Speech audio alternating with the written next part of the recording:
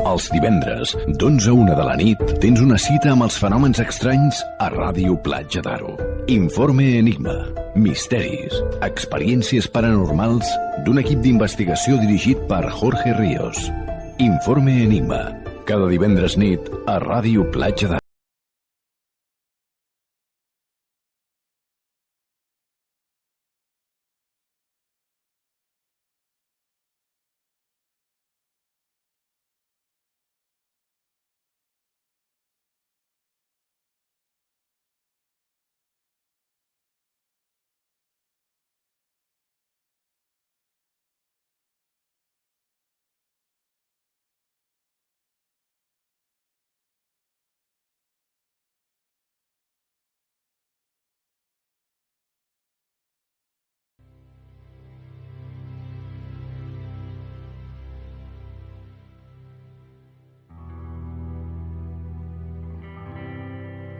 A lo largo de la historia, de las religiones y del pensamiento, el ser humano se ha interesado por todo lo que va más allá de la esfera de la razón, por todo aquello que no conoce, que se mantiene oculto, que no puede explicar y que no comprende.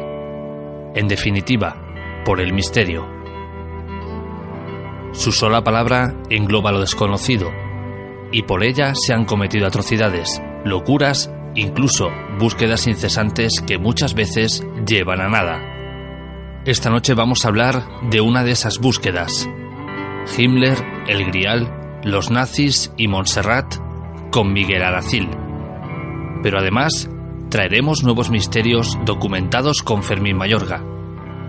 Y conoceremos de la mano de Iván Mourín las reglas del juego siniestro ruso que está llevando a mucha gente al suicidio. La ballena azul. Bienvenidos, queridos oyentes, una semana más a Informe Enigma.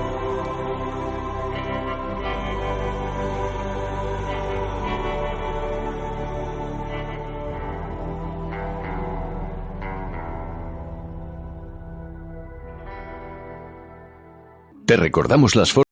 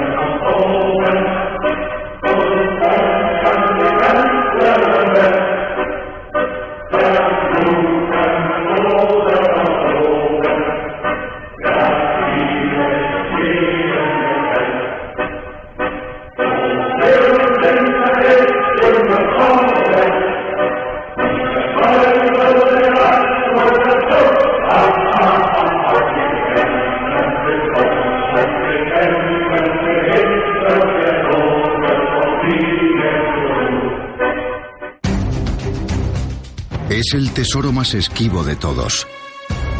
El cáliz que Cristo usó en la última cena, al que se atribuyen poderes milagrosos. Es la respuesta a tus necesidades, el bálsamo definitivo, la panacea, la solución de cualquier problema. El Santo Grial ha cautivado a cazadores de tesoros durante más de un milenio. Y Heinrich Himmler, el líder de las SS, llegaría a obsesionarse con encontrarlo. No subestiméis a Heinrich Himmler, siempre conseguía lo que quería. Removió cielo y tierra para buscarlo. Se dice que envió a grupos de fuerzas especiales en misiones de alto secreto. ¿Y quién mejor para enviar en busca del Santo Grial que Otto Skorzeny, el legendario oficial nazi? Y puso los recursos de las SS en manos del buscador del Grial más célebre de Alemania. Otto Rahn era el auténtico Indiana Jones. Y acabaría dejándose la vida en la mayor búsqueda del tesoro de los nazis. Esta es la historia de Himmler y su empeño por encontrar el Santo Grial.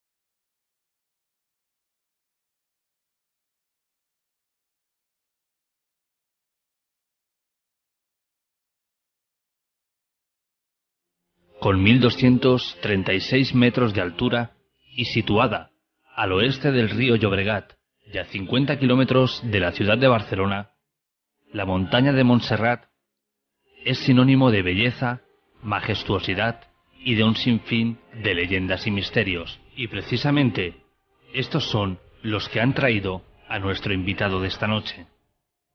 Hoy hablamos con un periodista y escritor que tiene tras sus espaldas la friolera cifra de 58 libros editados. Además, ha colaborado con revistas como Más allá de la ciencia o Enigmas Express, entre muchas otras.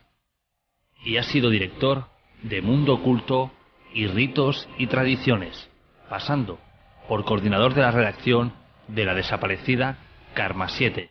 Esta noche hablamos sobre Himmler, el Grial, los nazis y Montserrat. Todos somos un poco ignorantes. Lo que ocurre es que no todos ignoramos las mismas cosas. En esta oscura noche hablamos con Miguel Aracil.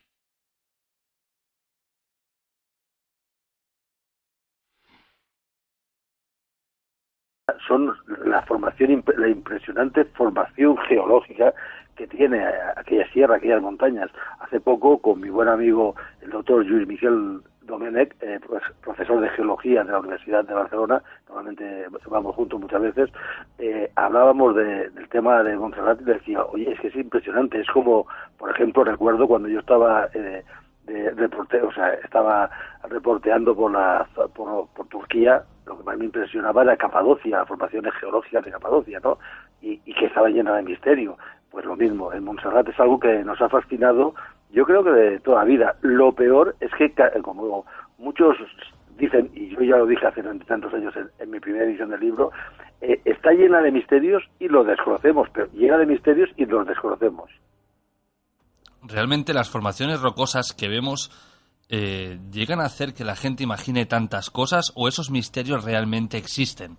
No, realmente existe. Una cosa son las formaciones geológicas que nos pueden llamar la atención, ya digo, igual que puede pasar en Capadocia o bien en Meteora, en Grecia, pero es que el misterio desde tanto, mira, se puede hablar del misterio ufológico, por los avistamientos ovnis documentados, que aparecen en mi libro, en las diferentes ediciones, las más antiguas que pude documentar buscando crónicas y trayendo latinajos, se remontan a finales del siglo X, cuando el individuo es el moro, porque digo moro pues sencillamente porque me da la gana, el moro Almanzor hizo las barbaridades que hizo por toda la península, los diferentes reinos de la península ibérica, actualmente España y Portugal, y bien, o sea, cuando llegó a aquella zona, él y a algunos de sus hijos, ya hubo una batalla a los pies de la montaña de Montserrat, donde leemos las crónicas, que también la comento en otros libros míos, por ejemplo, en Atlas de la Cataluña Mágica, que me hizo el prólogo Javier Sierra, ¿no? Pues allí mismo,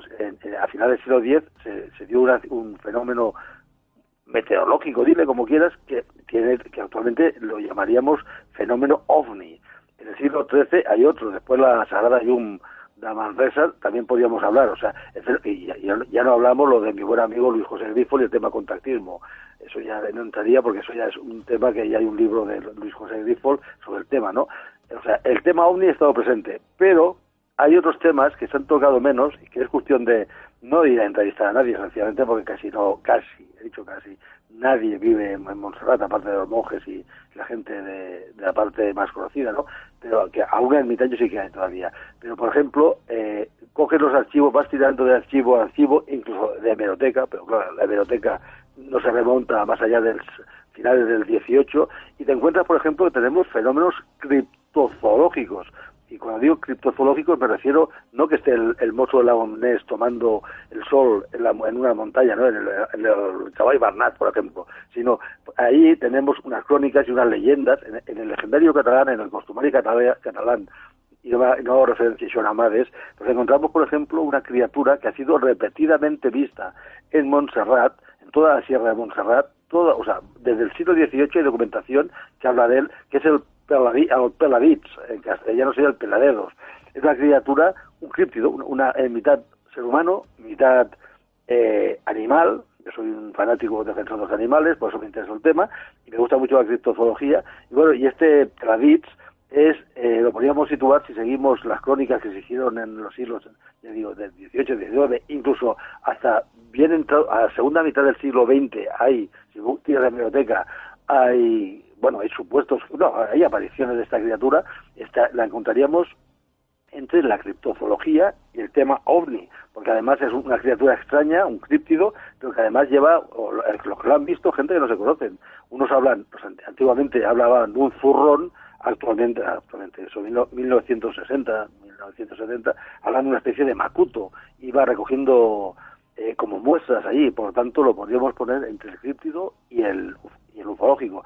Pero además hay una cantidad de las leyendas, las que quieras, y después los enigmas históricos también. Entre esos enigmas históricos viene el que vamos a tratar esta noche.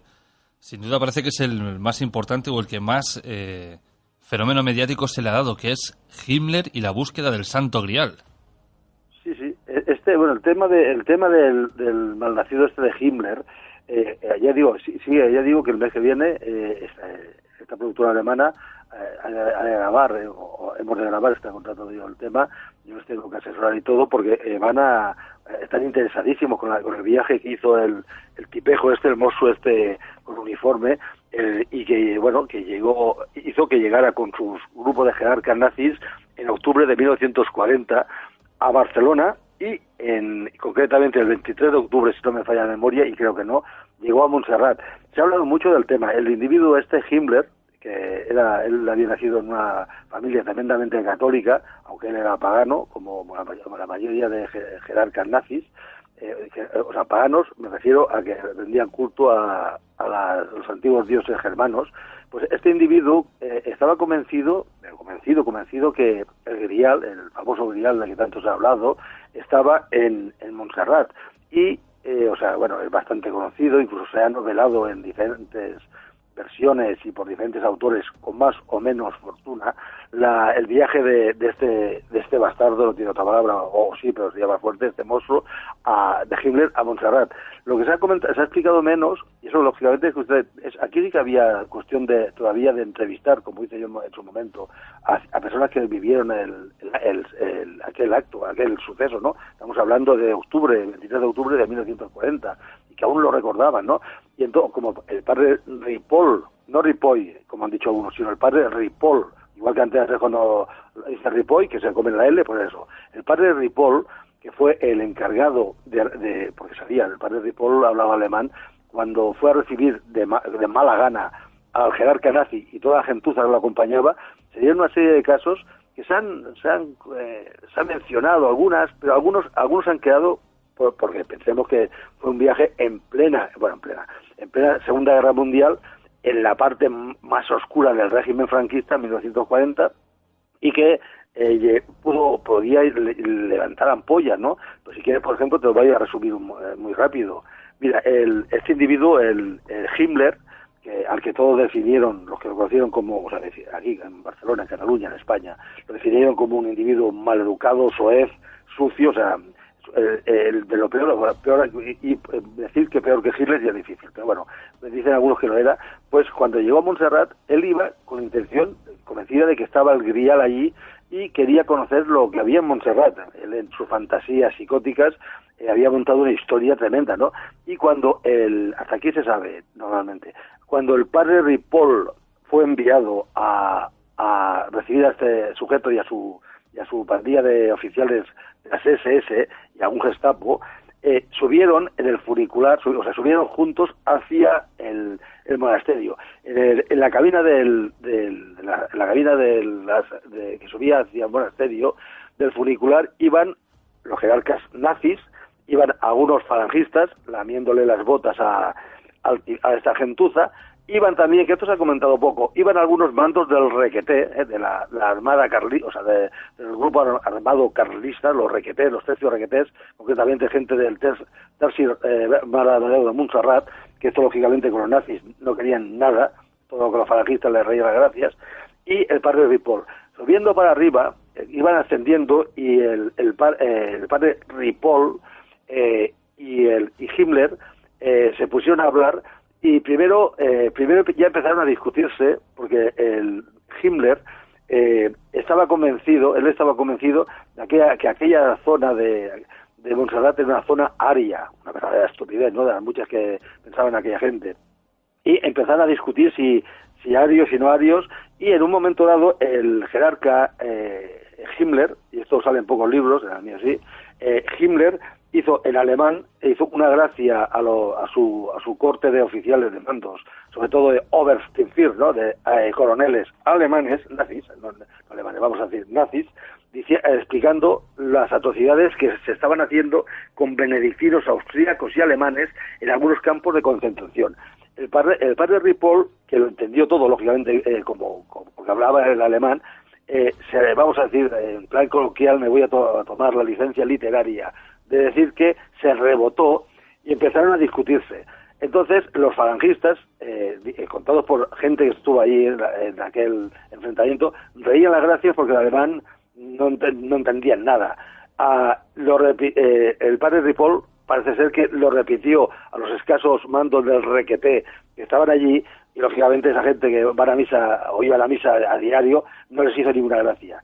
A la hora de llegar al monasterio, el individuo preguntó por el Grial. Cuando le dijeron los monjes benedictinos que lo recibieron, y concretamente Ripoll y alguno más, le dijo que allí no estaba el Grial, le dijeron, el individuo aquel se puso maleducado. Entonces le dijeron que era costumbre visitar y dar un beso, o visitar como mínimo el camerino de la Virgen Negra, la Almuraneta, ¿no? Incluso los ateos, como en mi caso lo he dicho ya antes, para mí me merece todo respeto, como catalán que soy, y como persona que respeta las ideas religiosas de los demás. Y este individuo, Himmler, se negó al saber que era una Virgen Negra, del siglo XII, para él como si hubiera sido de la protohistoria, la prehistoria o de la Edad Media, ¿no? Entonces se negó a subir a rendir homenaje o por lo menos visitar la Muraneta, ¿no? Lo que sentó muy mal a los monjes benedictinos. Entonces Himmler dio media vuelta, decepcionado, dijo que a su comparsa de uniformes negros que llevaba allí, que no le interesaba aquello, cogieron, bajaron otra vez, subieron en sus coches, creo que iban de 12 a 14 coches, lógicamente era escolta, con algunos falangistas que le iban lamiendo las botas, volvieron a Barcelona, y a partir de aquí es cuando desaparece el maletín que llevaba Himmler y todo, pero aquí ya sería otro tema. Miguel, ¿qué llevó a Himmler a creer que el Santo Grial estaba en Montserrat?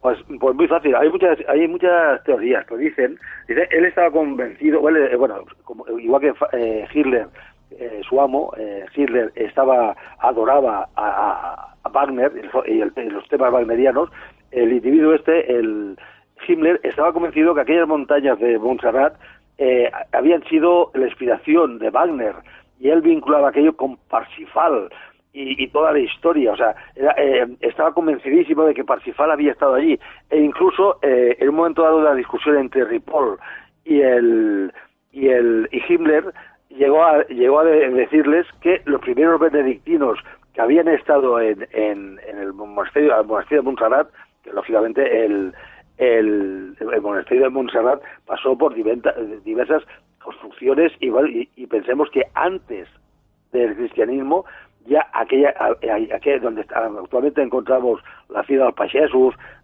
el tema del monasterio, el aparcamiento, toda aquella zona, se conoció como la pequeña Tebaida, porque ya era un núcleo de anacoretas, ya quizás por el tema de fuerzas telúricas, por la sacralidad que tiene esa montaña, acudían allí, ¿no? Y además Himmler llegó un momento que como este individuo estaba convencido, y eso está recogido, si tiramos de hemerotecas serias, vemos, Himmler estaba convencido de que Jesucristo no era judío, sino un ario puro, que fue uno de los temas que en el funicular llegó a enfrentar al padre Ripoll con este tipejo, ¿no? Y entonces, en la obsesión de ir recogiendo reliquias sagradas por toda Europa, e incluso mandar a unas unidades militares al Tíbet, al Himalaya en general y al Tíbet, a buscar supuestos restos de gran poder esotérico, la obsesión de este individuo y de una parte de ellos, de su grupo de jerarcas, pues una de sus obsesiones era el Grial, y ya digo, y estaba convencido de que Parsifal, el tema Parsifal, Wagner y Montserrat iban unidos, y por lo tanto el Grial estaba allí. Siempre se ha comentado que en el momento que Himmler habla con el padre Ripoll, sí, hay una conversación secreta que dicen que nadie sabe. ¿Es cierto o es otra de las tantas habladurías que hay de ese encuentro? Hombre, pues como lógicamente si fuera una conversación secreta, yo nací en 1955, por tanto no puedo saber.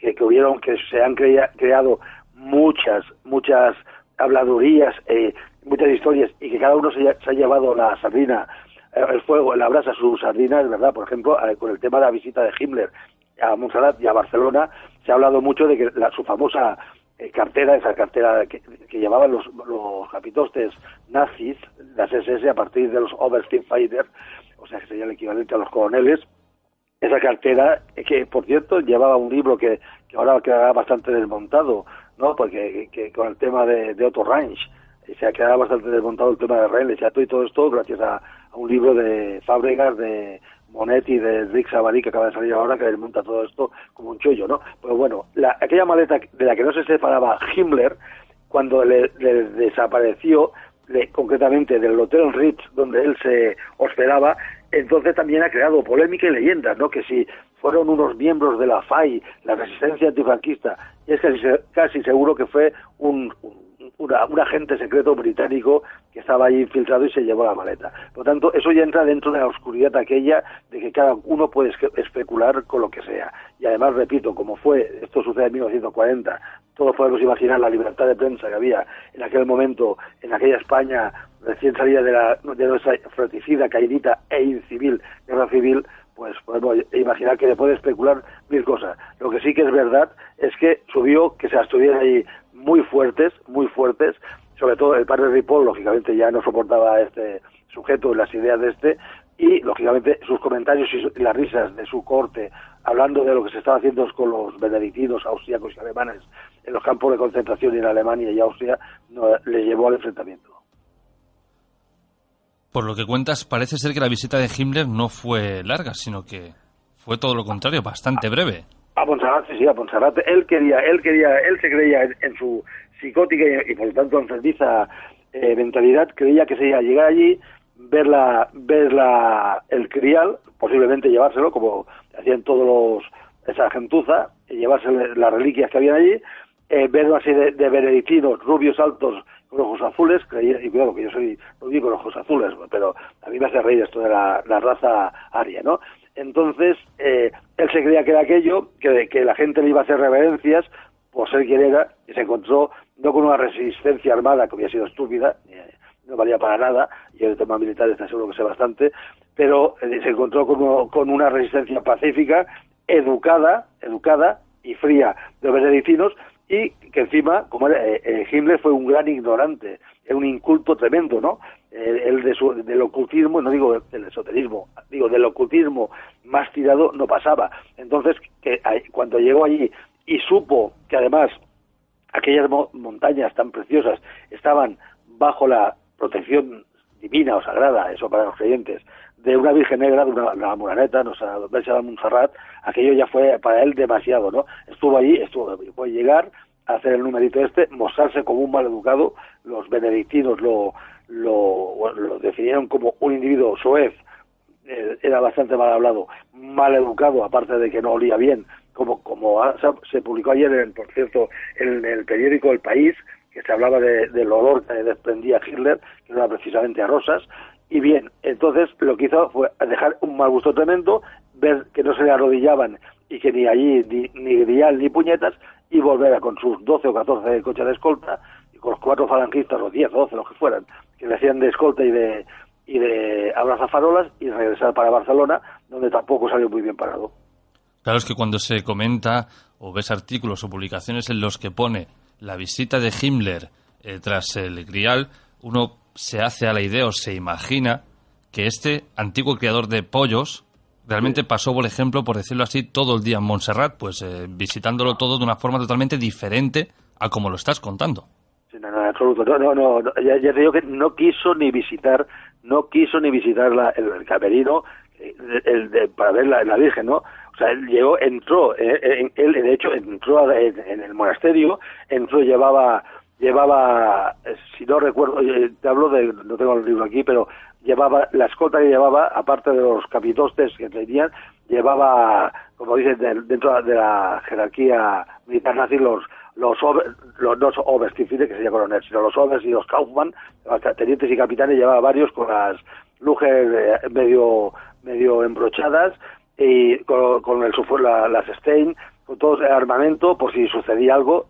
La Guerra Civil Española hacía apenas un año que había terminado, por si sucedía algo, y bueno, y allí se vio que no le interesaba nada. Su idea, y eso, yo estoy convencido, su idea de enfermiza era llegar allí, ver al Grial, cogerlo, como igual que hicieron con otras piezas supuestamente de gran poder mágico y esotérico, y llevársela. Dio media vuelta y ya dio, y lógicamente los jerarcas o los jefes, los caps en catalán, de los benedictinos de Montserrat no lo esperaban precisamente con flores, ¿no? Educación, seriedad, y a demostrar que era un individuo, no dejaba de ser un macro asesino, sin saber lo que durante aquellos 5 años posteriores iba a hacer con judíos, con judíos y con demás razas, españoles, republicanos y todo el genocidio que hizo este monstruo. Miquel, para ir terminando, que sé que andas súper atareado y fatal de tiempo. Sí, es que se supone que al final, o sea, para San Jordi, se supone, ha de salir mi nuevo libro. De hecho, ayer por la noche ya vi en el Facebook su portada, la portada de mi nuevo libro, aunque yo siempre soy el último en enterarme, normalmente, ¿no? Con este tema y la reedición que ha salido no hace ni 10 días de mi penúltimo libro, El misterio de las catedrales catalanas, un libro bastante grande, ha salido la 4ª edición ampliada, pues voy un poquito, si me permitís, de cubo con el tema. Bueno, te lo permitimos. Miguel, la última pregunta. ¿Tú crees que si realmente hubiera estado el Santo Grial en Montserrat, se lo habrían mostrado a Himmler? En principio el tema del Grial, yo una vez empecé a hacer un libro, que me lo pidió mi editor, José María Merín, de Ediciones Árbol de Ciencia, actualmente desaparecida, y me interesó mucho el tema del Grial. Y llegué a la convicción que tengo actualmente, que el Grial no existe. Eso es lo primero. Pero si hubiera encontrado una copa de los muchos griales, piensa que hay mucha gente dice que ha estado grial, sin salirnos de España, podríamos hablar del grial, el que estuvo en San Juan de la Peña, el que está en la Catedral de Valencia, el que supuestamente está en Oviedo, uno que dicen que está cerca de Toledo, pero que casi nadie lo sabe. O sea, de griales, oye, tantos como goles marcan Messi y Ronaldo juntos, ¿no? Solamente en España. Pero si él hubiera encontrado algo que le hubiera parecido el grial, pues posiblemente lo hubiera intentado coger. Es que hemos de pensar una cosa. En un momento dado, y esto se ha hablado menos, él mandó a unidades de sus SS en el viaje que hicieron en aquella época los nazis por España, porque no solamente estuvieron en Barcelona, mandó que robaran, ¿no? Bueno, sencillamente como el tipejo este se creía que él era el amo del mundo y los españoles éramos unos energúmenos. Eso se lo cree él, y también algún desgraciado de Holanda que dice que en España se hacen los tratos a base de nos gastamos el dinero con mujeres y vino, ¿no? Eso son palabras de hace 24 horas. Pues bien, entonces él mandó a lugares como Valencia, mandó grupitos a Asturias, cerca de Oviedo, a que incautaran estos supuestos griales, y se encontró que los españoles podemos tener muchos defectos, pero valor, por no decir otra cosa, todavía tenemos y nos sobra, supongo. Y entonces no se llevó nada aquí. Pero si hubiera encontrado un grial o una copa que él hubiera creído que era un grial, incluso la famosa momia de Montserrat le hubiera visto rasgos arios, yo estoy convencido que ese tipejo se la lleva con el beneplácito y la sonrisa del régimen en aquellos momentos. Pues sí, vaya tipejo, el criador de pollos, vamos a llamarlo así. Miguel, ha sido un placer tenerte esta noche con nosotros y que compartas un rato de tu tiempo tan atareado explicándole a la gente realmente qué se esconde detrás de esta leyenda o fábula sobre Himmler y el Grial. Sí, bueno, no leyendas, es todo real. Lo que sí que son fábulas o sencillamente algunas mentiras es lo que se han publicado algunos fantasiosos. Yo siempre digo, como periodista y como escritor es igual, que cuando a temas tan serios se ha de tirar de hemeroteca. No tira de Wikipedia o de Internet, de buscar. Se ha de coger y tirarse horas y horas para las hemerotecas buscando archivos y viendo las noticias y, lógicamente, comparándolas, ¿no? Las fuentes.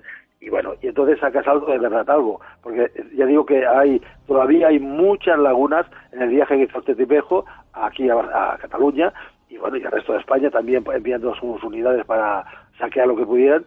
Y es un tema que ya digo que, tercera vez, que fascina actualmente y a los alemanes incluso, ¿no? Porque me huele, por desgracia, que el tema del nazismo, me huele, por desgracia, repito, lo pondría en negrita si estuviera escribiendo un reportaje, que vuelve a resurgir. Pues lo dicho, Miguel, ha sido un placer enorme tenerte esta noche con nosotros.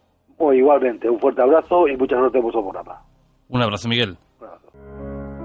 Cuando muchas veces queremos recordar una historia que nos han contado, rara es la vez que se nos ha olvidado o que no recordamos ciertos detalles. Pero todo aquello que queda grabado en un papel es para siempre, perdurará en el tiempo y solo se desvanecerá la memoria de su autor. Esta noche hablamos sobre un libro con un título sin duda muy curioso. Pongamos que hablo de Jesús, y quién mejor que su propio autor para adentrarnos en sus páginas.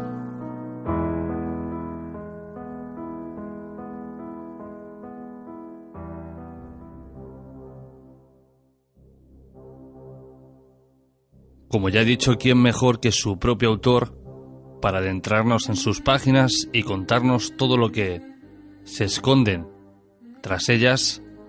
Buenas noches, Óscar. Hola, buenas noches. ¿Cómo estás, Óscar? Muy bien, muy bien. Encantado de estar aquí hablando de Jesús.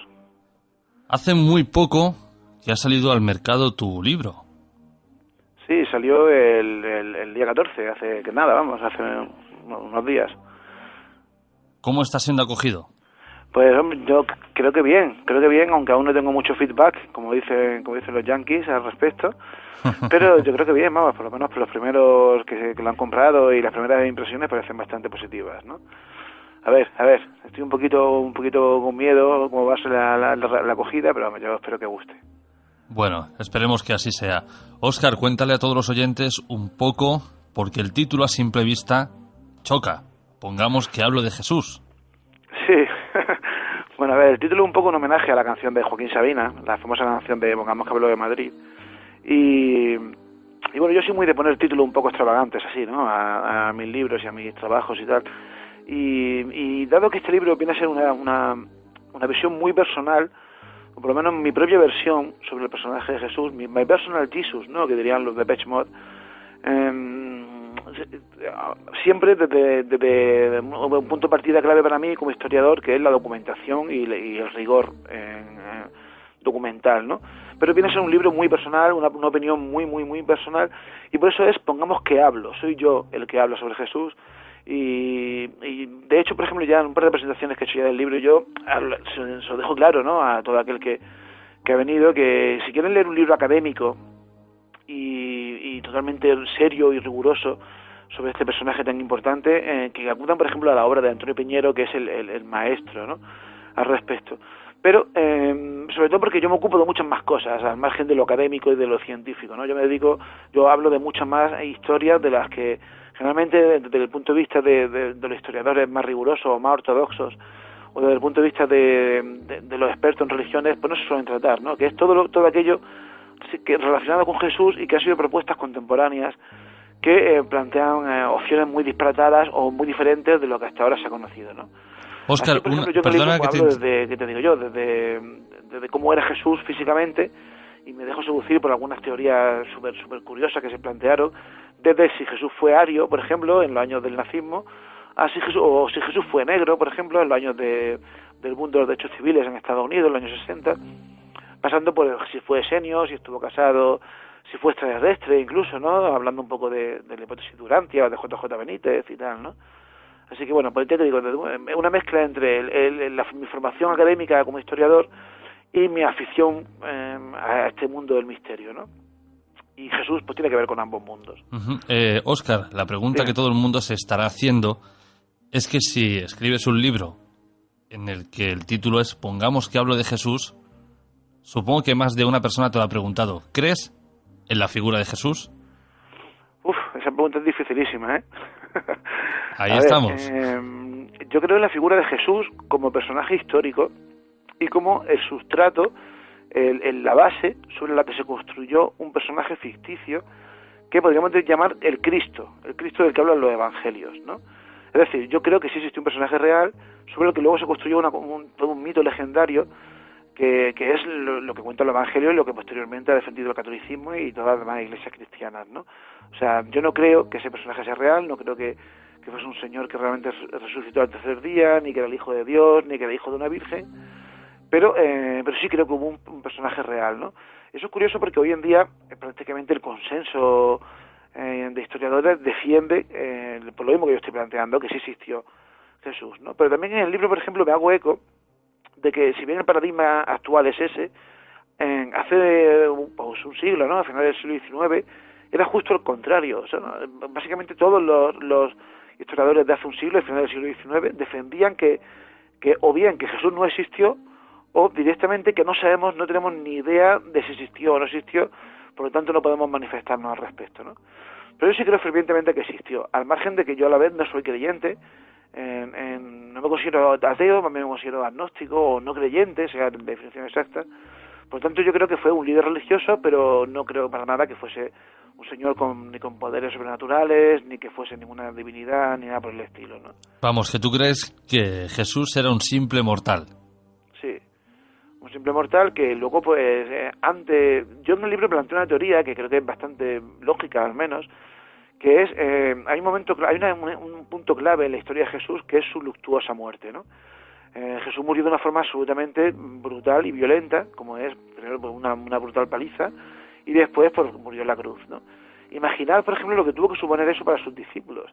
Los discípulos estaban convencidos de que era el Mesías enviado por Dios para inaugurar un nuevo reino de prosperidad en el Israel de aquella época, ¿no? Y de pronto se lo cargan el Imperio Romano de una forma absolutamente difícil y además en la peor forma posible de morir, ¿no? Claro, eso tuvo que crear unas enormes dudas en sus discípulos tras su muerte. Eso generalmente en el mundo académico se llama el escándalo de la cruz. Y claro, imaginad, ¿no?, lo que tuvo que suponer aquello.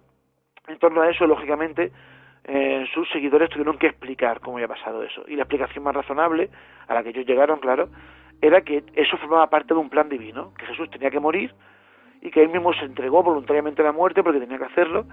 Y a partir de ahí empezó a surgir el mito que luego posteriormente pues llevó a la idea de la resurrección, a la idea de una segunda venida posterior y tal, ¿no? Pero todo vienen a ser, desde mi punto de vista, claro, explicaciones, intentos de explicar lo que fue simplemente un mortal que encabezó un movimiento religioso, quizás con ciertos matices políticos también, porque en Israel siempre, en el pueblo judío siempre ha estado mezclado lo político y lo religioso, y seguramente Jesús era como otros muchos de su época, fue un revolucionario que aspiraba a liberar a Israel del yugo del Imperio Romano, y a la vez eso estaba relacionado con el mundo religioso porque pensaban, convencidos, que Dios les iba a ayudar en aquella cruzada, que por cierto todos perdieron porque finalmente el Imperio Romano acabó destrozando cualquier movimiento de sublevación que se incipiente que surgiese en Palestina, y Jesús fue uno de tantos, ¿no? Así que sí, creo que fue simplemente un mortal más que interesante, pero un mortal, simplemente. Óscar, ¿qué te inspiró a escribir este libro? Evidentemente ya tú, como has dicho, ya no eres creyente, por lo tanto no creo que te visitara un ángel por la noche y te dijera escribe este libro. Pues es complicado, ¿no? O sea, siempre he sentido... Hay una frase que dijo alguna vez un ateo, que es que los ateos siempre están negando a la existencia de Dios, pues sin embargo no paran de hablar de él, ¿no?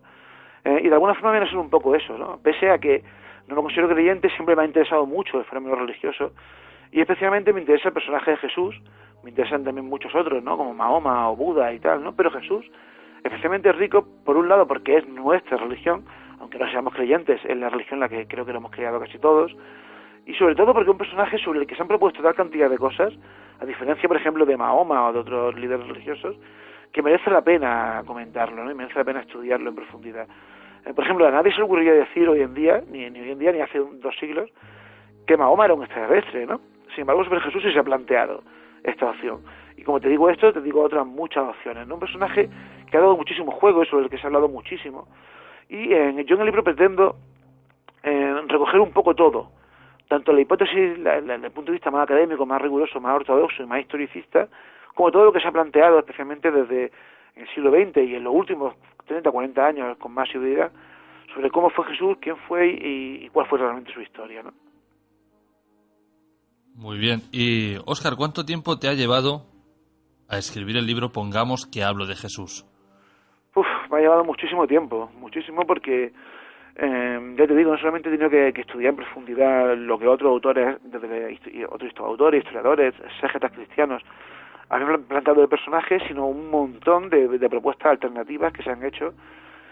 Entonces, simplemente el trabajo de documentación han podido ser pues perfectamente 3-4 años, ¿no? Y luego el trabajo de redacción, pues 1 año y más, o casi 2 años, sin duda, ¿no? A la vez que estaba haciendo esto, estaba haciendo otras cosas. Por ejemplo, mi libro anterior, Prohibido acabar en este pueblo, que es sobre el tema de Relais Chateau, surgió precisamente sobre mi investigación sobre Jesús, ¿no? Trabajando en el tema de Jesús, pues un momento en que empecé a hablar sobre la historia de Relais Chateau y el misterio del cura aquel, de la Bassaunier, que también de alguna manera estaba relacionado con María Magdalena y con todo esto, y pues de ahí surgió aquel libro, ¿no? O sea que también había paradas en el proceso de creación de esta obra, pero finalmente pues ya hace como 1 año que la terminé y finalmente ahora, hace unos días, ha salido a la venta.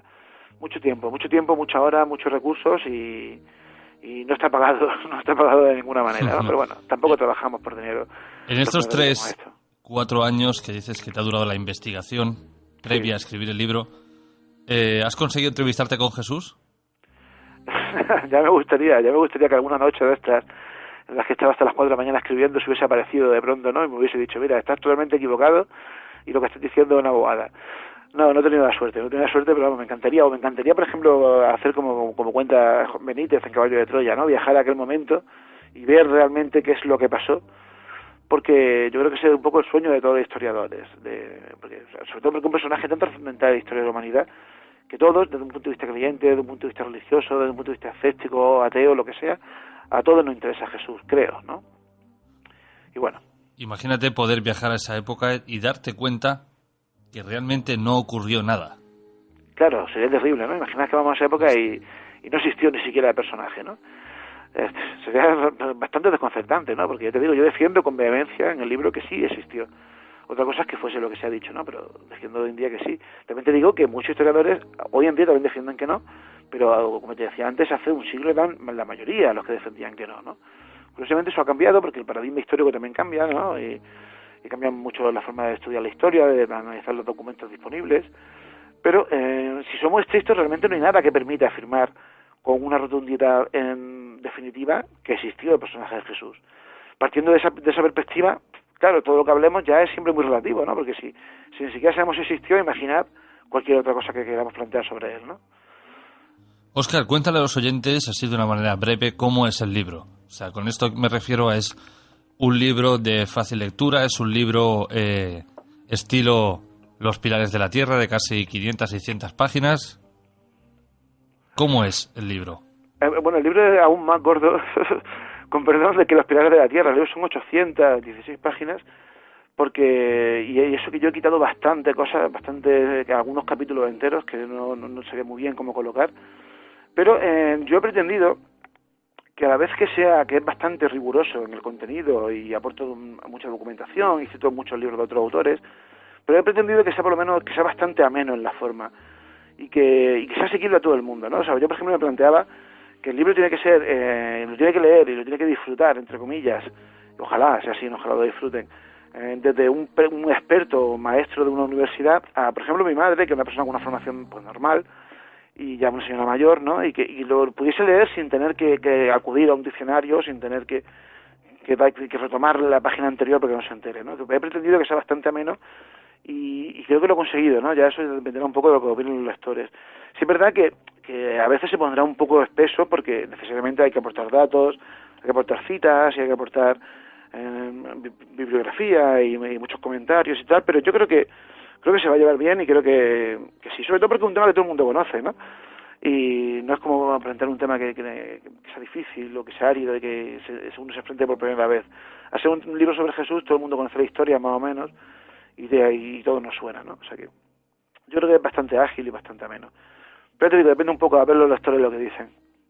Bueno, esperemos que algo bueno. Óscar, para ir terminando, cuéntale a la gente dónde puede adquirir tu libro. Bueno, el libro, como he tenido la fortuna de que ha sido publicado con Bucket, que es una editorial del Grupo Planeta, pues tiene una distribución estupenda, ¿no? Y se puede conseguir pues en cualquier gran superficie, en Casa del Libro, Corte Inglés, en FNAC, en cualquier cosa de estas. Y luego en cualquier librería, simplemente pidiéndolo porque, ya te digo, al ser de Planeta tiene una distribución perfecta y se puede conseguir. Luego, por supuesto, pues en Amazon, en Casa del Libro, por Internet, sin problema alguno. Pues Óscar, ha sido un placer tenerte esta noche con nosotros, este breve ratito y esta amena charla para que le cuentes a los oyentes de qué trata este libro. Ha sido un placer mío, Jorge, muchas gracias por darme cabida en tu programa y nada, y a seguir. Bueno, esperamos tener noticias pronto tuyas y que sean realmente buenas sobre este libro. Esperemos, muchas gracias. Un abrazo, Óscar. Venga, un abrazo. Y ahora ha llegado el momento de hablar de nuevo del misterio, como no podía ser de otra manera. No de hablar de leyendas, no de hablar de historias, no de hablar de habladurías, sino de hablar de misterios que realmente están documentados, de misterios que realmente están plasmados en un papel. ¿Y quién mejor para hablarnos de este tipo de incógnitas que nuestro ya amigo y colaborador Fermín Mayorga. Buenas noches, Fermín. Hola, muy buenas noches. ¿Cómo estás, Fermín? Pues muy bien, todo estupendamente, aquí con un poquito de lluvia en estos momentos, pero vamos, todo en línea, sin problemas. Fermín, ¿qué misterio documentado nos traes esta noche? Bueno, pues hoy queremos hablar de un tema que quizás está pasando desapercibido para muchísima gente aquí en España, porque no se toca apenas en el mundo del misterio, ni tampoco sale mucho en medios de comunicación. Y sin embargo es una realidad que se está desarrollando con muchísima fuerza en diferentes lugares, sobre todo allí donde ha venido, bueno, pues una cierta multitud, digamos, de personas venidas de América Latina, la zona del Levante, Canarias, Madrid, Cataluña. Bueno, pues hoy vamos a hablar precisamente de esas tradiciones que están en América y que se han traído para España a través de este tipo de personas que han venido a hacer las Españas, nunca mejor dicho, y que el trasfondo de estas ritualísticas, de ese seguimiento de determinadas religiones, pues lleva consigo nada más y nada menos que bueno, pues la profanación de tumbas en territorio español. Han sido muchos los casos que se han vivido en España. Quiero recordar, por ejemplo, en Benalmádena, en el año 2012, un 28 de mayo, donde 6 tumbas fueron profanadas y de ellas desaparecieron exclusivamente los cráneos y los fémures de estas personas, de estos difuntos. En Arico, en la zona de Canarias, también sucedió lo mismo, 5 tumbas fueron también profanadas y se llevaron esos mismos huesos, el cráneo y el fémur, que son 2 elementos básicos, esenciales, por los que además se paga muchísimo dinero para desarrollar una ritualística muy importante dentro de lo que es la religión yoruba, más conocido como los paleros. ¿Y quiénes son estos paleros? ¿Por qué tienen la necesidad de buscar, de asaltar cementerios para extraer de esas tumbas los huesos de cadáveres? Bueno, pues porque ahí les va, digamos, un poco toda la verdad de su religión. Esto está muy extendido en Cuba, en Haití, en Venezuela. Allí hay verdadero pánico a los paleros. Incluso la gente se está decidiendo a incinerar a sus familiares más que dejarlos en ataúdes, porque todos los cementerios aparecen, un día sí y otro no, con tumbas completamente destrozadas, porque los paleros, o en este caso personas que saben que van a ser bien pagadas por llevarle a estos paleros, a estos sacerdotes de la religión yoruba, determinados restos humanos, se dediquen a estos menesteres. Pero no solamente ya a nivel de cementerios, sino que en esa ritualística de la que ahora hablaremos, se llegan inclusive en los hospitales, y esto me lo ha comentado hace muy pocos días una chica cubana que está por aquí, por la zona donde yo vivo, por la zona de San Agustín de Guadalís, comentándome que son capaces incluso, y que hay verdadero pánico en los hospitales de Cuba, de traspasar a través de un determinado espíritu que ellos consiguen atraer a través precisamente de esos huesos que han raptado en los cementerios, y que alimentando precisamente a esas calaveras, a esos fémures, bueno, pues son capaces de traer el espíritu de ese muerto, y ese espíritu estar al servicio de este sacerdote, y va a ser el encargado precisamente de hacer aquellos, digamos, ademanes que le pidan o actitudes que le pidan determinados clientes a estos sacerdotes, que además le pagan bastante bien por ello. Y son capaces incluso, a través de estos espíritus, de extraer la enfermedad, según se cree en la Cuba actual, de un determinado enfermo que se puede encontrar en una casa o en un hospital, y traspasarla a otra persona, sobre todo a la que esa clienta que es acercado hasta ese sacerdote yoruba le interesa hacer daño a la persona, ¿no?, que sea menester. Y a través precisamente de un ritual que se llama enganga, donde en un determinado caldero comienzan a echar, bueno, pues restos de esos difuntos que se han robado de las sepulturas, el cráneo, por un lado, que simboliza pues la sabiduría, la inteligencia, el fémur, que simboliza la ligereza, ¿no?, el caminar rápido. Bueno, pues comienzan a echarle precisamente dentro de ese barreño todo aquello que realmente necesita. La enganga, en definitiva, es una preparación elaborada con fragmentos, sobre todo de huesos, de esos cadáveres, preferiblemente de reciente sepultura, y que luego van a ser mezclados en una olla junto con algunas monedas, tierra del mismísimo cementerio, el cadáver de un perro negro que sea pequeñito, hierbas, ajos, cebollas. Esa tierra, durante 3 viernes, volverá con el cráneo y el fémur a ser enterrada en el cementerio de donde se extrajo, en un lugar, lógicamente, que solamente ellos saben dónde lo han enterrado, y durante 3 viernes tienes que estar enterrada. Después se lleva a la casa y precisamente se va a usar para el maleficio, porque ya se considera que se tiene el espíritu del difunto perfectamente atado y cogido para hacer aquello que ellos le quieran mandar. Precisamente cuando se está haciendo esta ritualística, el sacerdote o gurú lo que hace es, y esto lo hemos visto mucho en televisión muchas veces, sobre todo con los imanes, ¿no?, cuando comienzan a echar por la boca el aguardiente, ¿no?, escupiendo al caldero. Bueno, pues esto se hace junto con el fumarse un puro y echarle también al caldero donde se encuentra el cráneo y el fémur el humo a esos restos, porque dicen que es la forma de alimentar el espíritu del muerto y que ese espíritu realmente pues se encuentre lo suficientemente bien para poder desarrollar el trabajo que le va a encomendar el gurú, el santero. Luego también tienen un trabajo que desde luego yo cuando lo escuché es completamente infernal, ¿no? Y le suelen llamar el endoki. Y este trabajo suele ser también muy parecido al anterior, a la enganga. Y también en un caldero se hierve un gato negro vivo y se entierra por 24 horas.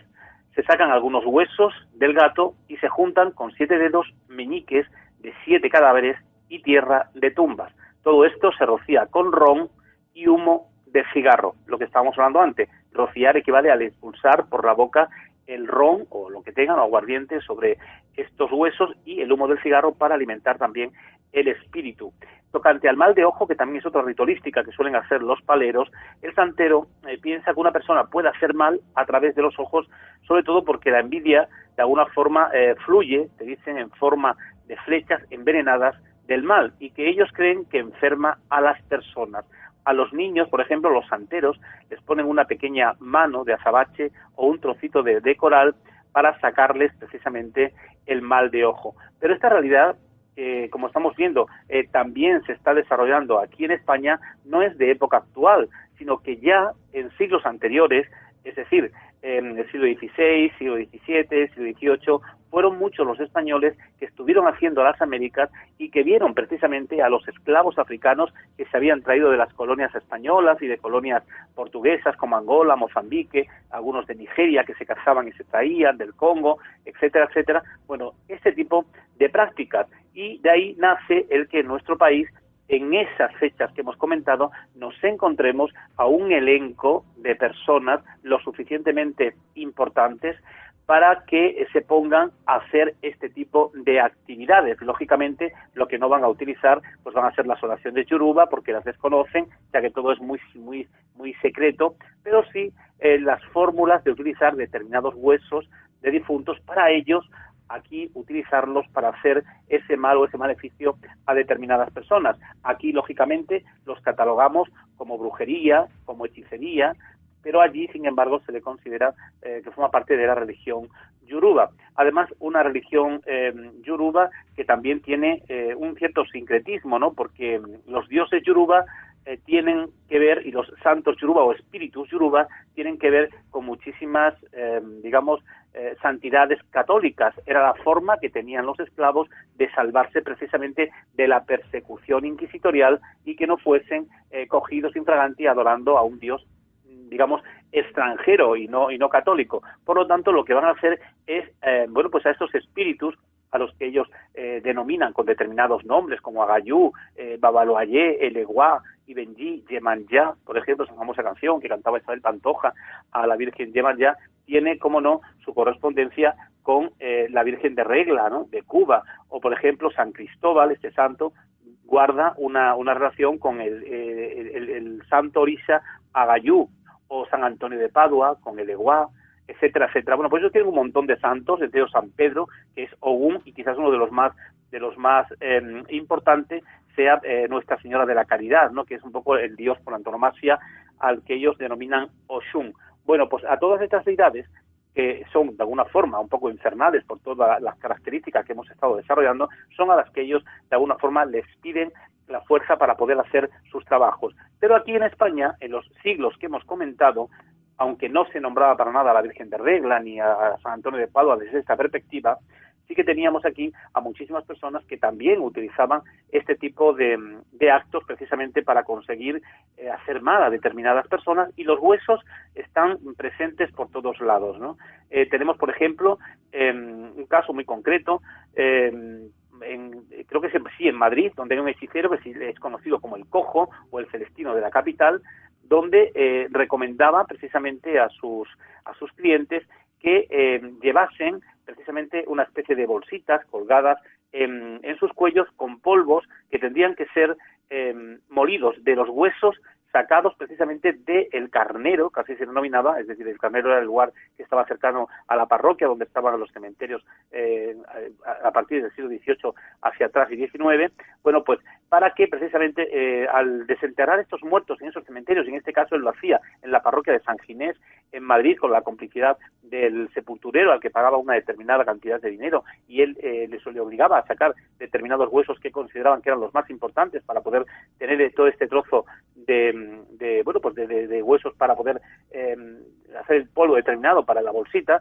Consideraba que eran tan importantes que esta realidad, llevar los huesos, hacía que, aparte de ser protegido, ponerlo sobre el cuerpo de otra persona podía hacer que cayese de alguna forma maleficiada. De hecho, bueno, pues te dice el documento, que es un proceso de la Inquisición contra este hechicero de Madrid, que en la parroquia de San Ginés el permiso de desenterrar el muerto venía, por supuesto, dado por escrito a través del sacerdote, que a veces también se hacía cómplice de todo esto para entregar los huesos a este santero madrileño, ¿no? Pero al final va a ser cazado y va a ser de alguna forma, bueno, pues puesto en la picota por estos menesteres, por meterse, ¿no?, dentro de los cementerios a buscar este tipo de elementos. Tenemos también, por ejemplo, el caso de otra mujer en Daimiel, Polonia Martín de la Leona.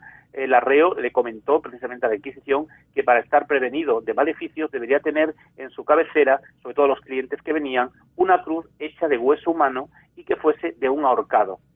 El corregidor de Daimiel le dijo a esta mujer, a Polonia Martín, si el crucifijo que tenía de Jesucristo le protegería de los maleficios, diciéndole el arreo que no, que lo único que lo protegería sería la cruz hecha con huesos de un ahorcado. Bueno, pues ese señor, al que esta mujer, Polonia Martín de la Leona, le transmite esto, va a profanar tumbas en Daimiel para conseguir el hueso para hacerse esta determinada cruz, y además tenía que ser huesos del fémur.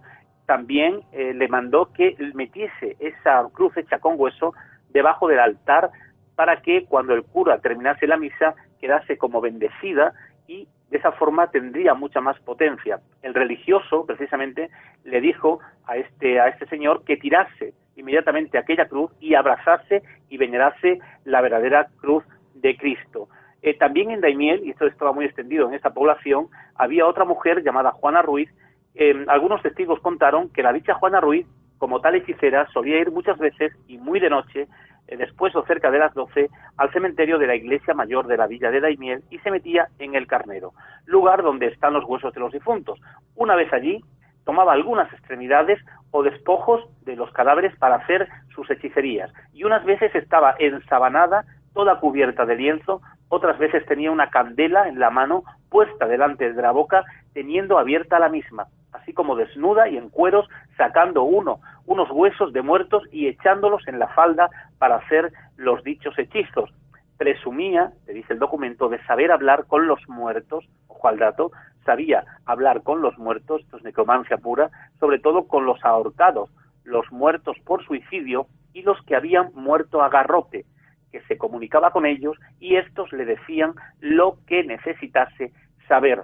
Aquí tenemos una especie de lo que hemos comentado anteriormente, esos paleros, en este caso estas paleras españolas, que así las denomino yo, que también utilizaban este tipo de elementos porque esa transmisión le había venido de América a través de la gente española que allí estuvieron en un momento determinado. Son muchos los casos, tenemos otro caso, por ejemplo, en Villanueva del Fresno, en Badajoz, donde también hay otra profanadora de tumbas que se dedicaba, por ejemplo, a dar seso de asno negro y decía ser bueno para hacer lo que se quiere de la persona a quien lo da a comer, y que en 3 bocados de pan hizo venir a un hombre de muy lejos, y para separar un hombre de una mujer y destruir su amor, utilizaba ladrillos molidos de las sepulturas de los hombres muertos del cementerio y huesos de difunto de la misma tumba, mezclándolo con agua bendita.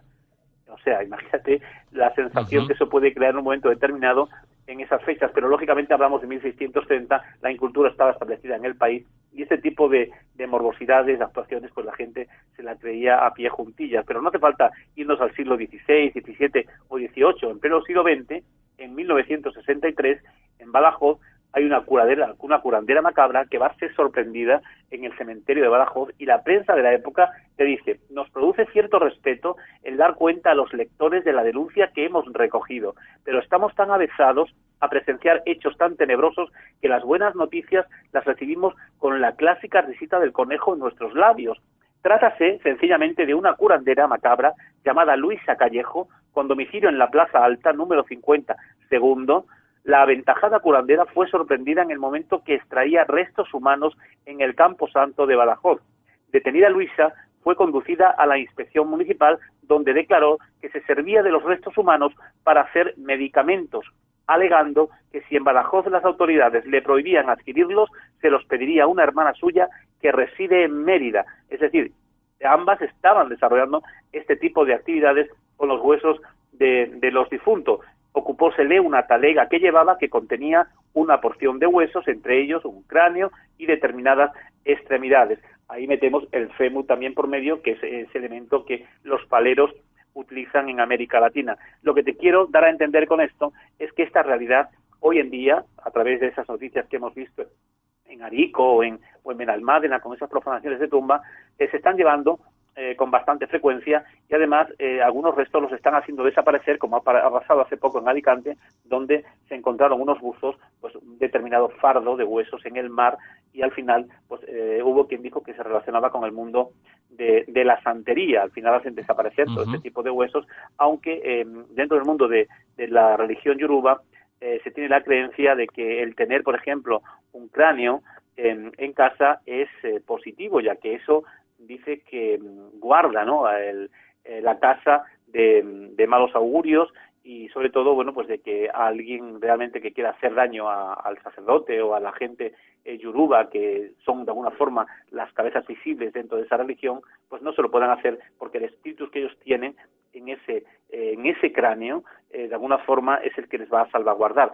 Pero ojo, porque hay personas que dicen incluso que el temor que se puede tener contra esta religión yoruba, que llegan incluso, si ponen tu nombre y apellido debajo del cráneo, dicen que pueden volver loco a una persona. Esto te dicen personas entendidas en la materia. Por lo tanto, estamos hablando de un tema serio, que no se habla apenas en España, y del que, si te metes en Internet, o cualquier oyente se mete en Internet, verdad que hay paleros que se están ofreciendo para hacer rituales y para hacer trabajos de este tipo. Así que avisamos, ojo al dato, porque el tema es serio.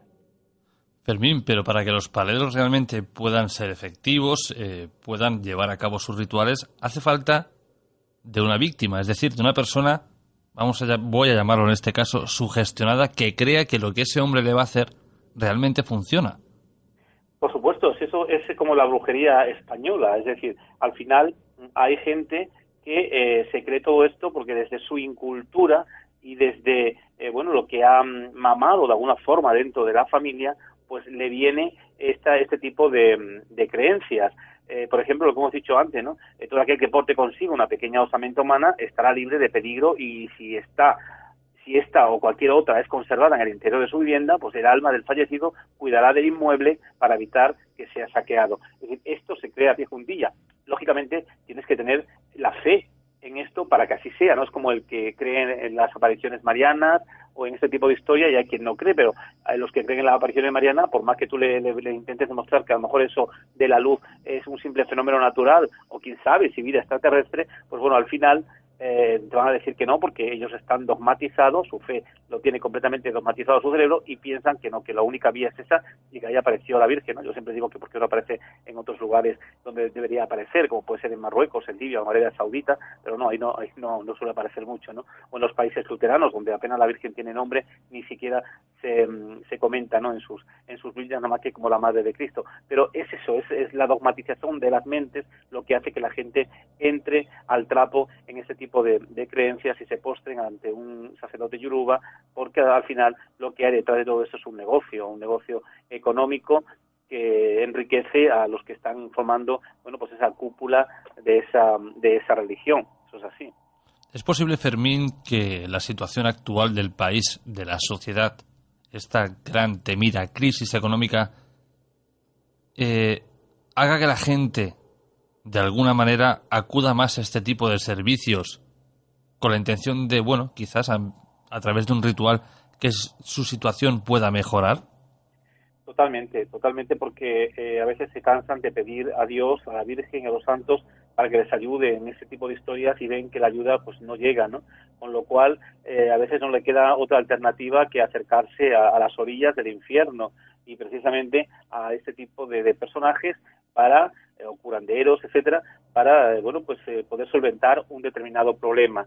Fíjate, dentro del mundo de los paleros, inclusive los comerciantes que tenían problemas acudían a ellos para que estos les hiciesen un pequeño ritual dentro de su tienda o de su negocio, ¿no?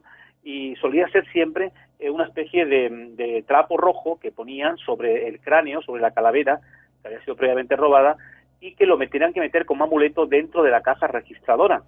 Y esto parece ser que era efectivo y podía conseguir a aquel cliente que había pedido ese favor que su negocio volviese a crecer y a ser próspero. Volvemos a hablar de lo mismo, ¿no? Es esa falta de cultura y sobre todo esa dogmatización de la mente y el tener muy creído todo esto, ¿no? Y es lo que lleva, por ejemplo, que si algún español hemos ido a Cuba, yo que he estado ahí en Cuba y he paseado por las calles de Cuba, a veces hemos visto pasear por las calles aquellos que allí están en Cuba a personas que van todas vestidas de blanco, ¿no? Bueno, pues esto es santería, son miembros que pertenecen a esta religión, a la religión yoruba, y pasan desapercibidos quizá para la gente de aquí de España. Sin embargo, allí son una auténtica masa, es decir, son muchas la gente que siguen a pie juntilla esta religión nacida en África y traída por los esclavos africanos. Fermín, para ir terminando, ¿tú crees realmente en este tipo de rituales? Yo no, por supuesto que no, para nada, no creo para nada, porque creo que todo en torno al mundo de lo desconocido, lo único que hay es precisamente negocios, el propio la superstición en sí es un negocio, es decir, el diablo es un negocio y es superstición para algunos estamentos como la Iglesia Católica, y Dios no deja de ser también superstición, porque es creer en algo que no se ve. Por lo tanto, es superstición, y toda superstición da dinero, siempre. Gracias a Dios que nuestra sociedad ha avanzado en ese sentido, y aunque sigue habiendo personas que se creen este tipo de patrañas, gracias a Dios no todo el mundo se la cuelan, vamos a decirlo así tan fácil, con las apariciones marianas, o incluso lo comentábamos esta mañana, cada vez la gente recela más de la religión, cada vez se cree menos lo que nos cuentan. Pues sí, porque por desgracia, como hemos dicho, estos procesos rituales que cada vez son más habituales en nuestro país, por ejemplo, o el tema de las apariciones marianas, que ya van decayendo, apenas aparece ya la Virgen por ningún lado, porque hoy ya la sociedad es más inteligente, tiene mucha más cultura y no es fácil de engañar. Sin lugar a dudas, todo esto siempre dará mucho que hablar, ¿no? Y será, por desgracia, telón de fondo en muchos de los actos de profanación, por ejemplo, que puedan producirse en este país, ya que el dinero y el negocio siempre están detrás de todos esos oscuros asuntos, ¿no? Y como siempre digo, esto es misterio, pero es misterio documentado, que está sucediendo actualmente. El misterio, como siempre decimos, es historia cuando es documentado, y la historia no es enemiga de nadie. Por lo tanto, hay que tener cuidado allí donde nos acerquemos, porque a veces la superstición es muy traicionera. Pues sí, amigo. El misterio y la historia no es enemiga de nadie. Gracias, Fermín, por haber pasado esta noche por nuestro programa de nuevo. Y nada, amigo, un abrazo y nos vemos la próxima vez. Un fuerte abrazo para ti y para todos los oyentes. Un abrazo, amigo. Un abrazo.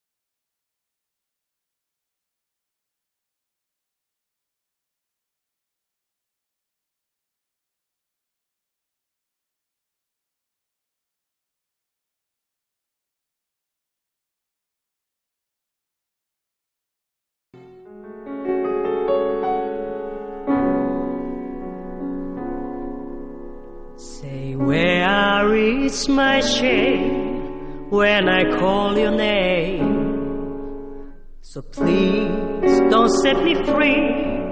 I'm as heavy as can be. I will do you harm. I will break my arm. I'm a victim of your charms. I want to be dead when I'm in bed. I can be so mean. You can beat me. I would like to shame you. I would like to blame you just because of my love to you. ¿Y quién mejor para hablarnos de este juego siniestro que Iván Mourin? Buenas noches, Iván. Hola, buenas noches, Jorge. ¿Qué tal? La ballena azul. La ballena azul. Sí, este juego que se puso de moda en 2016 y que, por desgracia, hoy en día continúa en activo. Su nombre no da a simple vista miedo, ni hace que pensar para nada las consecuencias que está teniendo. No, porque incluso es bastante poético. La ballena azul de Blue Whale más hace referencia a esta conducta que tienen las ballenas, es decir, que llevan a cabo el suicidio varando en las playas. Pero es que además el juego recibe otros nombres, entre ellos Casa Silenciosa, el juego del choque, Despiértame a las 4:20, Mar de Ballenas, F-58 y muchos nombres más. Cuéntanos, Iván, un poco en qué consiste este juego. Pues este juego dura 50 días. Es decir, tú te inscribes, recibes un administrador que te da unas tareas a cumplir durante estos 50 días y tú tienes que aportar una prueba fotográfica o de vídeo de las pruebas, conforme de que las has llevado a cabo. Hay pruebas de todo tipo. Es decir, hay, por ejemplo, te hacen grabarte con un cuchillo en el antebrazo el dibujo de una ballena, pasar varias noches despierto viendo películas de terror, hasta que al final la finalidad del juego tú ganas suicidándote, es decir, en este último día. Si tú no intentas dejar el juego, lo que te puede suceder es o bien que ellos tomen medidas contra ti, es decir, que vayan para asesinarte, o lo que es peor, en este caso, es que agredan a tu familia. O sea que el que se inscribe en esta página, por decirlo de alguna manera, el que quiere entrar a jugar en la ballena azul, sabe que su funesto destino es la muerte. Sí, esa es la finalidad. Es más, a día de hoy se conocen alrededor de 150 suicidios de adolescentes relacionados con el caso. Se supone que es muy posible que haya más. Lo que pasa es que no se han podido acabar de identificar. Y además en las redes sociales en ocasiones se ha podido encontrar vídeos de estos suicidios, porque la gran mayoría de los casos se arrojan desde los edificios. En algunas ocasiones pues a lo mejor no tienen relación, simplemente es para despertar el morbo, pero en otras sí que se ha demostrado que ha sido así.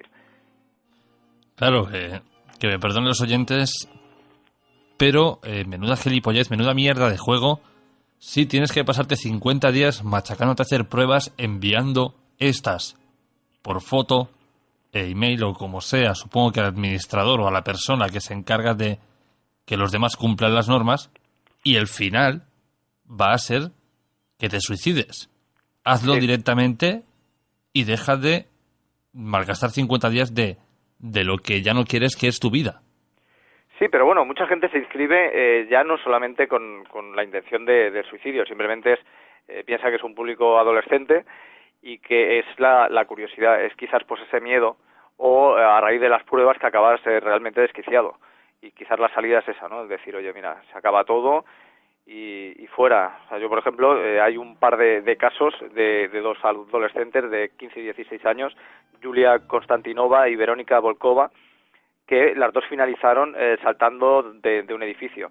Además, en Facebook, una de ellas, Julia, escribió end, es decir, fin, conforme de que había terminado el juego, y una imagen de la ballena, y ese mismo día se suicidó. En el caso de Verónica, hizo algo muy parecido, y el mensaje fue: el sentido está perdido, fin.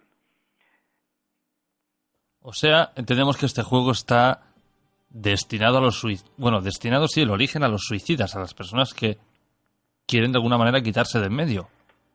Bueno, más que eso, yo creo que lo que hacen es incitar a que la gente se suicide. O sea, yo creo que no en todos los casos busquen el suicidio, sino que simplemente, pues lo que comentaba, que son adolescentes y lo que hacen es llegar a traumatizarlos y a que cojan miedo y que tomen como única optativa el suicidio, porque además una de las amenazas es que no pueden hacer público lo que está sucediendo pues a la policía o a los familiares. Por ejemplo, la policía, porque se han hecho campañas, como por ejemplo algunas, una bastante impactante, que por ejemplo aquí en la DGT, en Dirección General de Tráfico, cuando suelen hacer para que tengamos conciencia a la hora de conducir, que son anuncios bastante bestias, donde pues se ven las lesiones, donde se ven estos accidentes. En el caso de esta historia de The Blue Whale, hay un vídeo donde pues una niña en su último momento se tira desde lo alto de un edificio y ve cómo la gente se acerca a su cadáver. O sea, ella como si fuera un fantasma, y lo que están diciendo es que por favor que no lo hagas, que busques una solución, que hables con tu familia y que hables con la policía, que no está todo perdido. Piden, por ejemplo, a los padres que estén sobre todo muy atentos a las redes sociales, porque se reconoce en muchos de estos casos porque se publican hashtags, para que también pues estos grupos formados dentro del juego, porque son varias personas, se puedan identificar, ¿no? O sea, como hashtags donde aparece la palabra whale o F58, o por ejemplo imágenes de ballenas, o otro dato, ¿no? Una de las cosas que piden es que la hora de conectar es a las 4:20 de la madrugada. O sea, controlar de que los chavales no se despierten a esa hora. Iván, porque si te saltas alguna de las normas del juego o simplemente te ponen una tarea que es, me lo invento ahora, ver 3 días seguidos películas de terror y no lo cumples, ¿qué ocurre? Pues posiblemente acabarás mal, acabarás bastante mal. Además, la gran mayoría de los casos lo que hacen es amenazar a las familias. O sea, es amenazar pues que matarán a tus padres, que matarán a tus hermanos, porque en el fondo, a ver, ellos lo que buscan es que tú te suicides. Entonces, quizás pues simplemente amenazarte con que van a matarte, vale, o sea, te da pánico, ¿no? Pero quizás que ataquen a tu gente más próxima, pues es lo que realmente les causa más pavor. En un juego normal, si no llegas a la casilla final, si no puedes hacer la prueba, pues no pasa nada, lo vuelves a repetir. En este caso, tienes que hacerlo sí o sí, o el destino es tu muerte o la de tus familiares. Exacto, así es. ¿Y quién es el descabellado o malnacido que está detrás de este juego? Bueno, pues la primera vez donde aparece y que es donde más se sigue incluso utilizando es el servicio de redes sociales VKontakte, que aunque funciona a nivel mundial, el público principal es ruso. Además es un juego donde tiene tendencia en Rusia, en Kazajstán y en Kirguistán. Se consiguió detener a una persona, a Filip Budeikin, de 21 años, en noviembre del 2016, por ser uno de los administradores del grupo de la muerte de VKontakte, de esta red social. Además de otros usuarios que también han formado parte. Pero se ve que no es la única persona, que hay toda una red detrás. No se conoce bien cuál es la finalidad. Si hay pues un móvil también económico, quizás pues de comercialización de este tipo de material que ellos tienen que ir aportando, o qué, pero parece que la red es bastante grande. ¿Y las autoridades por qué no hacen algo? Es decir, ¿no hay ninguna manera de poder rastrear los ordenadores de los chavales y llegar al origen? Lo hacen y así es como pudieron atrapar a este administrador. Pasa que vuelve a ser la historia de siempre, es decir, es muy difícil que un adolescente se abra hacia un adulto, ¿no? Y más contando ante este caso, ¿no? Ante este tipo de historias tan perturbadoras y con este tipo de amenazas. Entonces es complicado. Lo que piden es eso, que sobre todo los padres tengan un control bastante amplio con los adolescentes de cara a Internet, y sobre todo si se nota algún tipo de cambio de conducta. Aún así es complicado, es bastante complicado. Y a la fecha, a día de hoy, imagino que no hay ningún detenido. Bueno, además de este administrador, ha habido alguna persona más. Lo que pasa es que esto sigue, o sea, el juego sigue adelante y no se sabe. No se sabe hasta cuándo durará. Iván, yo que te conozco y sé que siempre te gusta profundizar en lo que investigas, ¿te has registrado? Si me he registrado, no. No se me ha ocurrido. En este caso, por si acaso, ¿no te atreves? Bueno, no me acabo de fiar demasiado. Bueno, y sobre todo los oyentes que nos estén escuchando, por favor, no lo hagáis. De hecho, dices que a España no se ha extendido de momento, ¿verdad? No, parece que ha quedado en Rusia, en Kazajstán y en Kirguistán, que es donde más está funcionando este movimiento. Además es curioso, porque casi todo lo que aparece en este juego tiene relación precisamente con estos países. En algún momento del juego se menciona un par de nombres que representan que es de la misma persona, que es el de Rina Palenkova y Renata Kambolina, que es un caso de noviembre del 2015, donde esta chica publica un par de selfies justo antes de morir, cuando tenía 17 años, diciendo adiós, algo que se convierte en viral y que podría ser pues un arranque a este juego. Esta chica, hay unas fotografías que se pueden encontrar en internet, o sea, no hace falta ahondar demasiado, simplemente clicar uno de estos nombres, donde aparecen fotografías de ella decapitada, porque ella lo que hizo fue tirarse a las vías del tren y le cortó la cabeza limpiamente. Lo curioso es que por internet se comercializan también fotografías de ella, de momentos de antes y de después de su muerte. Iván, ¿tenemos conocimiento de que alguno de los jugadores haya llegado al final, no haya cumplido su amenaza de suicidio y estos extorsionadores, por llamarlo de alguna manera, sí hayan cumplido su amenaza de acabar con él o con su familia? No se conoce nada. O sea, por lo tanto queda la certeza es que ellos sí se suicidan, pero si tú decides finalmente no, parecen simples palabras o amenazas. Podría ser que simplemente fuera eso. Lo que pasa que ¿quién se arriesga? Ese es el problema, ¿no? Que a saber hasta qué punto aportan pruebas conforme de que la amenaza puede ser real. Es decir, sí que han habido casos no relacionados con The Blue Whale, donde las amenazas, precisamente en casos de extorsión relacionados con Internet, han ido a más porque se han aportado pruebas de dónde vive esta persona, de fotografías de los familiares, de dónde trabajan, dónde estudian, etcétera. Claro, la pregunta es ¿por qué la persona o personas que se les ocurrió una tarde, una noche, organizar este juego tan divertido, lo hacen? ¿Cuál es el motivo realmente por el que quieren ver a la gente suicidarse. Eso sería realmente algo pues realmente sorprendente, ¿no? El averiguarlo. Es curioso que además se sepa toda la gente que también les gusta, ¿no?, consumir este tipo de productos, al ver cómo la gente llega al máximo extremo.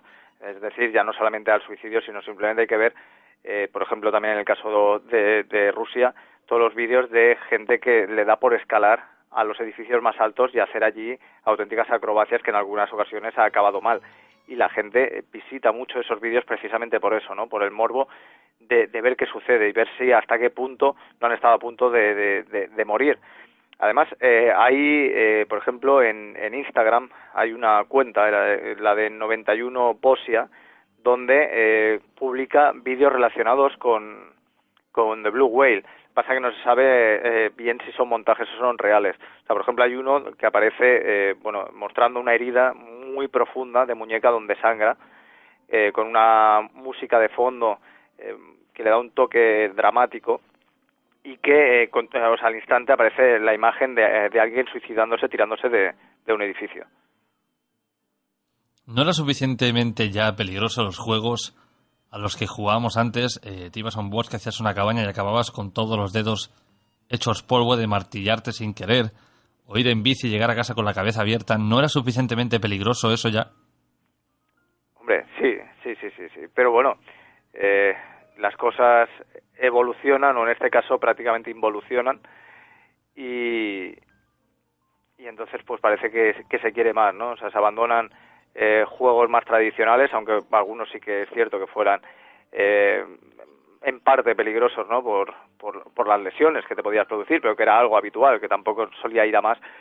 Pero bueno, hasta qué punto, ¿no?, hemos llegado, y hasta qué punto Internet nos ha hecho eso, ¿no? ¿Y hasta qué punto llegaremos? Y hasta qué punto llegaremos, exacto. Pues realmente es una lástima que se esté echando todo esto a perder.